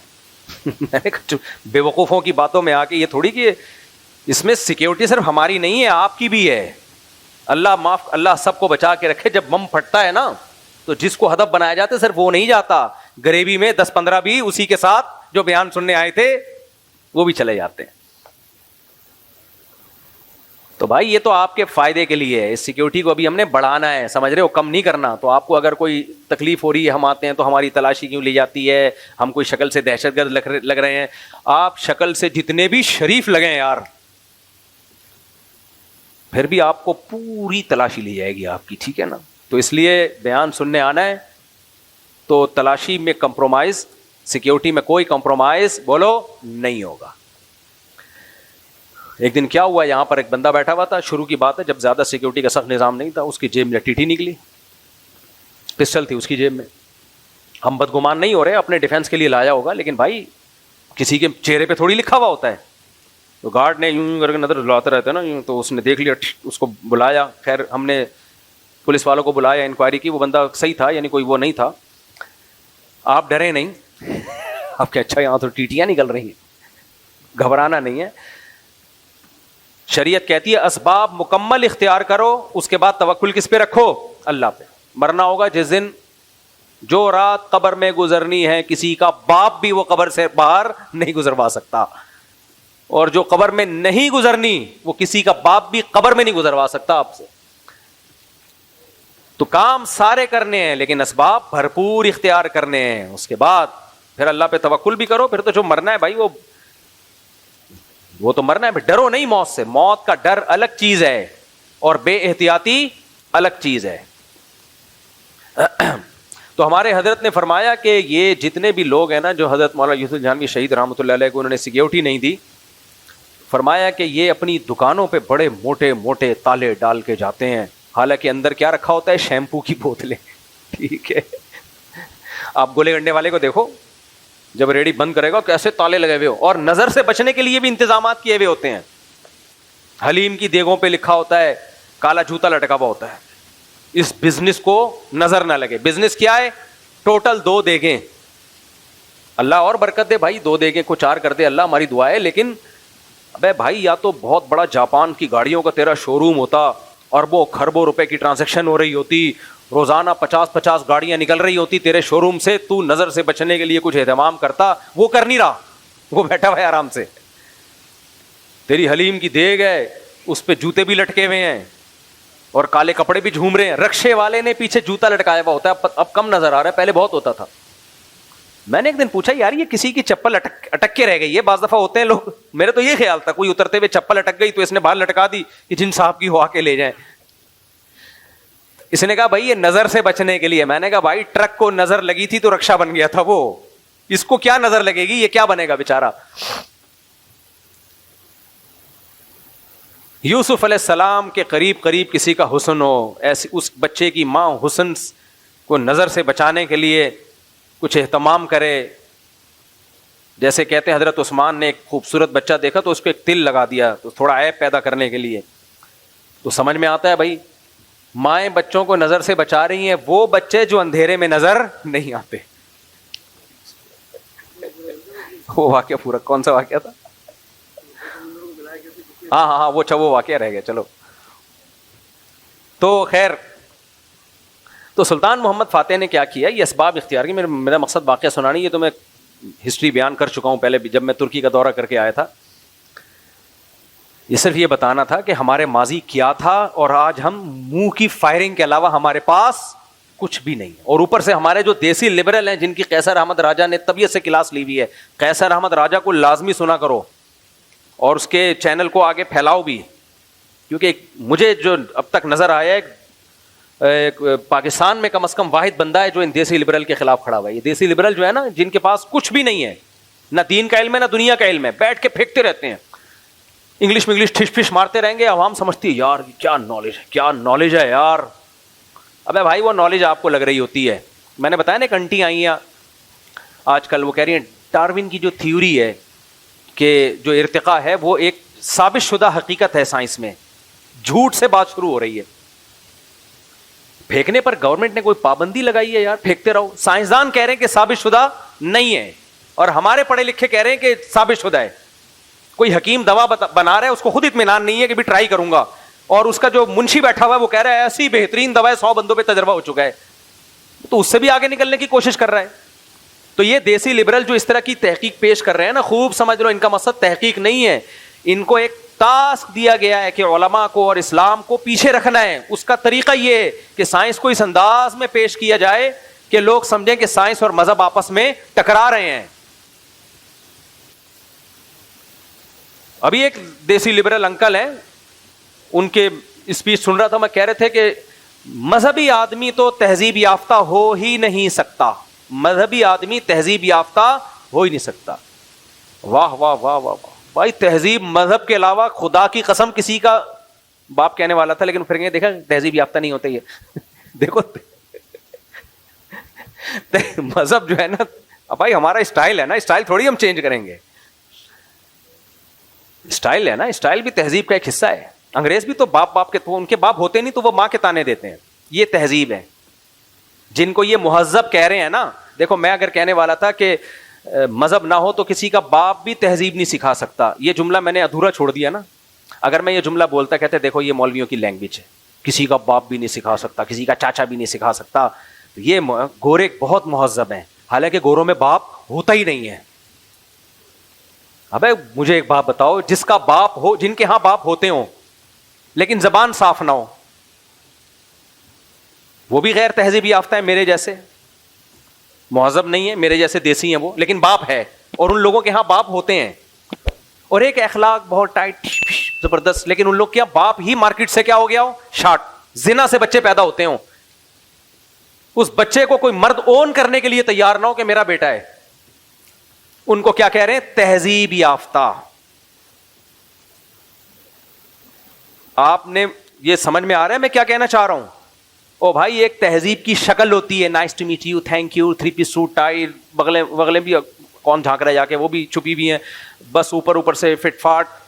لیکن سوسائٹی میں زنا بھی ہے, بے انتہا نشہ ہے, نشے کے بغیر کوئی چل نہیں سکتا.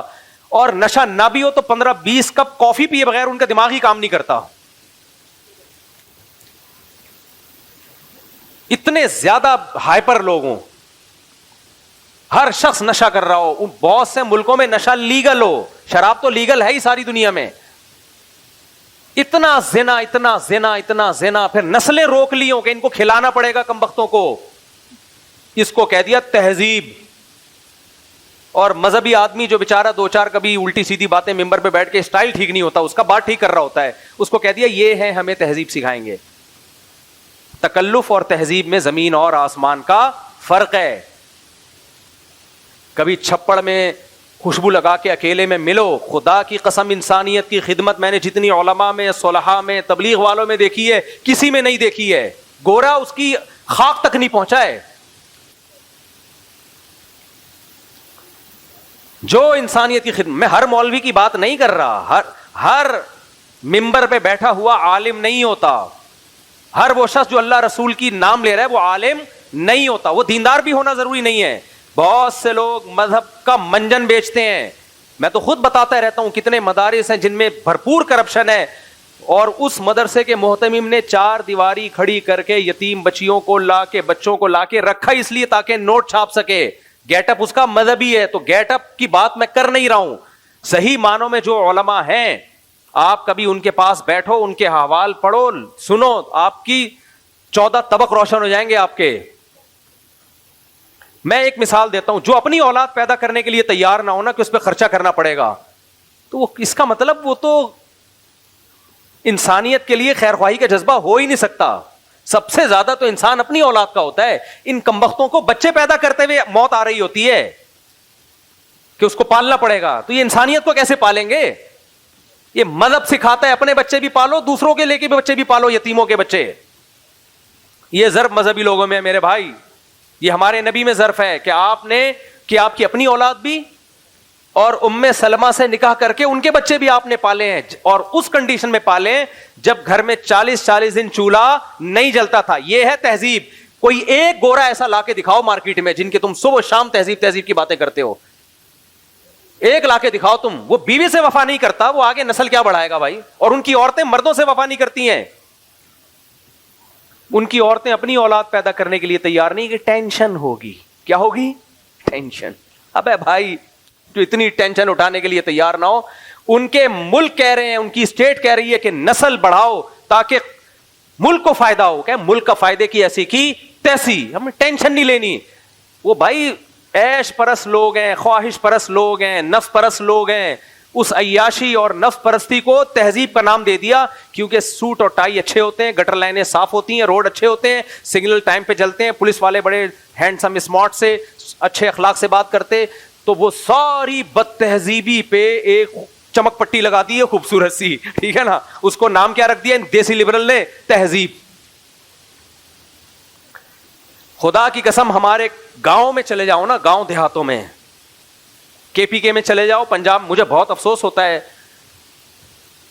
گاؤں سے ایک بندہ جاتا ہے باہر امریکہ کینیڈا, چکر لگا کے آتا ہے, اپنے گاؤں کے لوگوں کو برا بلا کے, ان میں پینڈو لوگ ہیں, تہذیب نہیں ہے. میں کہتا ہوں بھائی تو وہاں سے پیسہ کما کے 10 بندوں کو کھلا رہا ہے, تو پینڈو ہے, تو جاہل ہے, تجھ میں تہذیب نہیں ہے. گورا بیوی کو ایک چائے کی پیالی پلانے کے لیے تیار نہیں ہے, اور وہ کیا ہے مہذب. میں نے کہا تمہارا دماغ خراب ہو گیا ہے, ایک چکر باہر سے لگا کے آتے ہو, تھوڑا روڈ موڈ صاف دیکھ لیتے ہو نا, سڑکیں وڑکیں, بڑے متاثر ہو جاتے ہو. یہ تو ہماری گورنمنٹ اگر انسان کے بچہ بن جائے تو ہمارا ملک بھی صاف ہو سکتا ہے. ہمیں کوئی شوق تھوڑی ہے گندا میلا رہنے کا, تو حکومت نے باقاعدہ میلا بنانے کا پروگرام بنایا ہوا ہے ہمیں. تو اس لیے یہ ان دیسی لوگوں سے بہت ہوشیار رہو. انگریز آئے گا نا یہاں, جب گاؤں دیہاتوں میں جاتا ہے, یہاں محبتیں دیکھتا ہے, وہ بڑا متاثر ہوتا ہے, یار انسانیت تو تم میں ہے, ہم تو سب تنہا ہیں, ہمارا تو کوئی خاندان نہیں ہے, کوئی پریوار نہیں ہے, ایک ایک بھائی 10 بھائیوں کو بھی, چھوٹے بھائیوں کو بھی کھلا رہا ہے, بہنوں کو بھی کھلا رہا ہے, باپ رکشا چلا رہا ہے, بہت کم آمدن ہے, لیکن اپنے بیٹے کی شادی اپنے خرچے پہ کر رہا ہے کہ برائی میں نہ پڑ جائے. یہ رسپانسبلٹی وہ اٹھا رہا ہے. گورے میں یہ دم بولو نہیں ہے. ہاں ہر چیز ایک مینجمنٹ کے تحت ہے, تو مینجمنٹ جہاں بھی ہوگی تو وہ دیکھنے میں خوبصورت لگے گی. مثال کے طور پر ہمارے یہاں مینجمنٹ نہیں ہے کیونکہ قانون نہیں ہے, اور یہ ہمارا قصور تھوڑی ہے، تو ہماری حکومتوں کا قصور ہے. اس کی میں ایک مثال دیتا ہوں. بد تہذیبی کے ساتھ کتنا ہی اچھا کام ہو برا لگتا ہے، تہذیب کے ساتھ کتنا ہی برا کام ہو اچھا لگتا ہے. تو وہاں بہت سارے برے کام ہو رہے ہیں ایک تہذیب کے ساتھ، کام برے ہو رہے ہیں. وہ ہمارے یہاں بہت سے اچھے کام ہو رہے ہیں بد تہذیبی کے ساتھ. تو کام اچھا ہے، لگ کیا رہا ہے؟ بولو نا، برا لگ. مثال کے طور پر آپ جمعہ پڑھنے آؤ اور لائن لگائے بغیر گھستے چلے جاؤ. کوئی ادھر گر رہا ہے، کوئی ادھر گر رہا ہے، کوئی دو بندے بیٹھے ہوئے چپک کے بیچ میں گھسنے کا شوق ہے اس کو، کندھے پھلانگ پھلانگ کے جا رہا ہے. پڑھ کیا رہا ہے؟ نماز، جس میں اس کو 1 روپیہ نہیں مل رہا، باوضو ہو کے آ رہا ہے، اپنا ٹائم اللہ کے لیے قربان کر رہا ہے، سجدہ کر رہا ہے، سبحان ربی الاعلیٰ سبحان ربی العظیم ایاک نعبد و ایاک نستعین. اور پھر ٹھیک ٹھاک پیسہ بھی نکال کے دیتا ہے چندے کے لیے. یہ اس لیے کہہ رہا ہوں کہ تاکہ دیا کرو، چندے کے لیے پیسہ بھی دیتا ہے، اپنی جان اپنا مال خرچ کر رہا ہے. اور پھر جناب بڑے تحمل کے ساتھ بیٹھ کے دعا بھی مانگ رہا ہے اپنے مرحوم والدین کے لیے یا ماں کے لیے یا باپ کے لیے. کتنا اچھا کام کیا نا. لیکن چونکہ بد تہذیبی کے ساتھ ہو رہا ہے، کوئی دیکھے گا بولے کیسے بد تہذیب لوگ ہیں یار. چپلیں آڑی ترشی رکھی ہوئی ہیں، مسجد کا خادم اس دن چھٹی پر تھا، اس نے جھاڑو لگائی نہیں ہے. یہی ہوتا ہے ہمارے یہاں. جھاڑو لگائی تھی تو کیچڑ والے پاؤں لے کے لوگ اندر آ گئے، اور پنکھا کام نہیں کر رہا، اسپیکر شور کر رہا ہے. صحیح ہے نا. یہ سارے مسائل نظر آئیں گے تو بندہ کیا کہ کیسے بد تہذیبی لوگ. تہذیب تو وہاں ہے یار. وہاں گئے چرس خانہ، نماز کی کوئی جگہ نہیں. جو ان کے چرچ نہیں، چرچ تو ختم. چرچ میں کوئی پادری کے علاوہ کوئی بیٹھا ہی نہیں ہوتا. ایک تھوڑا سا کم از کم اللہ کی عبادت تو ہوتی تھی نا، کچھ نہ کچھ اللہ کا نام لے لیتے تھے. وہ شرک کے ساتھ، شرک اللہ کو قبول نہیں ہے، میں شرک کو پروموٹ نہیں کر رہا، لیکن پھر بھی ہر مذہب میں کچھ خیر کی تعلیمات تو ہوتی ہے نا، مذہبی مرکزوں سے ان کو ملتی ہیں. وہ چرچ تو ہو گئے خالی. جو ان کا اپنا مذہب تھا اس کو بھی ختم. چرچ میں کم از کم ماں باپ کی خدمت کی تعلیم تو دی جاتی ہے نا، ہومو سیکشولیٹی کے خلاف بات کی جاتی ہے، زنا کو برا کہا جاتا ہے، شراب کو برا کہا جاتا ہے. جو خیر کی جگہ تھی وہ کیا ہو گئی؟ ختم. شراب خانوں میں جاؤ، نائٹ کلب میں جاؤ، کام سارے 2 نمبر. پی کے کوئی ادھر کو گر رہا ہے، کوئی ادھر کو گر رہا ہے، لڑکیوں سے زنا کاری، ریپ بھی ہو رہے ہیں، لیکن ہو بڑے تمیز سے رہے ہیں. جتنے پیسے دیے ہیں، جس کوالٹی کی شراب کے دیے ہیں، اسی کوالٹی کی شراب آپ کو ملے گی. شراب میں 2 نمبری نہیں ہے. ہمارے ہاں تو زمزم میں بھی 2 نمبری ہو رہی ہے. ایک ڈھکن زمزم کا لا کے گھر کی ٹینکی میں ملا دیتے ہیں، تو بوتلیں بھر بھر کے بانٹتے رہتے ہیں. پلا تو زمزم رہا ہے نا یار، بھلے ایک قطرہ پلا رہا ہو. غلط کر رہا ہے، یہ طریقہ غلط ہے. اب آپ نے کیا کیا جی، وہ اتنا خوب وہاں پر نائٹ کلب ہے، اور لیکن تمیز سے 3 پیس سوٹ ٹائی میں آپ جائیں گے. Nice to meet you, how you fine, thank you, English ٹھیش پھیش. کوئی کسی کو دھکے نہیں دے رہا. ہر آدمی، اب میں گیا نہیں ہوں کبھی نائٹ کلب میں، اس لیے مجھے زیادہ ڈیٹیل معلوم. میں نے ایک نائٹ کلب دیکھا ہے افریقہ کا، ایک غریب ملک کا. وہ کیونکہ باہر ہی بنا ہوا تھا نائٹ کلب، اتنا غریب تھا کہ ان کے پاس دیواروں کے پیسے نہیں تھے، کیونکہ وہ غیر مسلم تھے. وہ تو نائٹ کلب، اور تھے بھی سارے سیاہ فام لوگ، بلیک کلر کے لوگ. نائٹ بھی ہو، لوگوں کا کلر بھی سیاہ ہو، اور غریبوں کا کلب ہو. تو ہم روڈ سے گزر رہے تھے، وہ کچھ چل رہی تھی نا وہاں شراب کباب. میں نے کہا اس سے تو اچھا ہمارا انڈا موڑ کا چائے کا ہوٹل ہے میرے بھائی. اب پیسے نہیں ہے بیچاروں کے پاس، تو ہیں وہ غیر مسلم، عیاشی کرنی ہے. تو میں نے کہا یار غریبوں کی عیاشی دیکھ لو، اس سے تو اچھا ہمارا انڈا موڑ کا چائے کا ہوٹل ہے. تو ان کو کوئی تہذیب یافتہ نہیں کہے گا، تمہیں پیسہ نہیں ہے. اب وہی اگر پیسہ آ جائے تو بڑا اچھا سا نائٹ کلب بنے گا اور بڑا خوبصورت سا، تو وہاں تمیز سے لائن لگا کے لوگ کھڑے ہوں گے اور وغیرہ وغیرہ. تو ان کو جب کوئی دیکھے گا بولے گا یار کتنے مہذب لوگ ہیں. تو یہ مہذب کیوں؟ آپ کام بالکل بد تہذیبی والا ہو رہا ہے لیکن ڈسپلن کے ساتھ ہو رہا ہے، تو اس کو تہذیب یافتہ کہہ دیا. ہمارے ہاں لنگر بانٹنے کے لیے لائن میں لگا ہوا ہے بد تہذیبی کے ساتھ. بانٹ تو لنگر رہا ہے نا، انسانیت کی خدمت کر رہا ہے، لیکن بد تہذیبی کی وجہ سے، مینجمنٹ نہ ہونے کی وجہ سے لوگ ہمیں کیا کہہ دیتے ہیں؟ بد تہذیب. یا یہ دھوکہ ہے میرے بھائی. میں نئی جنریشن کو، ینگ جنریشن کو یہ سمجھانا چاہ رہا ہوں، اس دھوکے میں مت آؤ. تہذیب اسلام کے سوا کسی کے پاس نہیں ہے، اور مینجمنٹ والی تہذیب بھی اسلام 1400 سال پہلے سکھا چکا ہے. یہ جو ہمارے مسجد میں بیچوں میں گھس رہے ہیں، تو نبی اس سے پہلے منع کر چکے ہیں. نبی نے فرمایا کہ جو جو بھی جمعے کی نماز پڑھنے آئے لم یتخطى رقاب الناس, اسے کسی کا کندھا پھلانگنے کی اجازت نہیں ہے, کیونکہ یہ اس سے اس کو تکلیف ہوتی ہے جس کا کندھا آپ پھلانگ رہے ہو.